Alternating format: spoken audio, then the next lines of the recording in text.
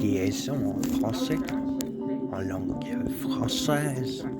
La liaison est une altération de la prononciation des mots en fonction des mots voisins, figurant dans le même énoncé qui consiste en l'insertion entre deux mots contigus, dont phonétiquement, le premier se termine et le second commence par une voyelle d'une consonne qui n'apparaît pas quand ces deux mots sont prononcés isolément.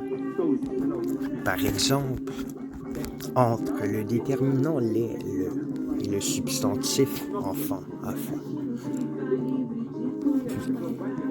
Le locuteur natif insérera ainsi dit de liaison.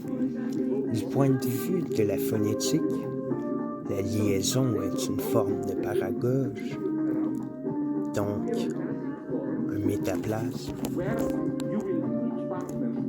On considère souvent la liaison ainsi que l'élision comme une méthode de résolution phonique des hiatus, suivant en cela une opinion mise au XVIIe siècle, déjà par les théoriciens du vers classique. Mais cette thèse est aujourd'hui très sérieusement contestée par des études s'appuyant sur l'histoire de la langue, aussi bien que sur les processus d'apprentissage mis en œuvre par les enfants. Il ne semble pas, en effet, que l'usage spontané du français ait jamais connu une règle générale d'évitement des hiatus, alors que, dans l'écriture, la liaison potentielle ou effective est représentée par la dernière lettre du premier des deux mots qu'elle mue dans la langue orale. C'est au début du deuxième mot qu'elle se fait entendre.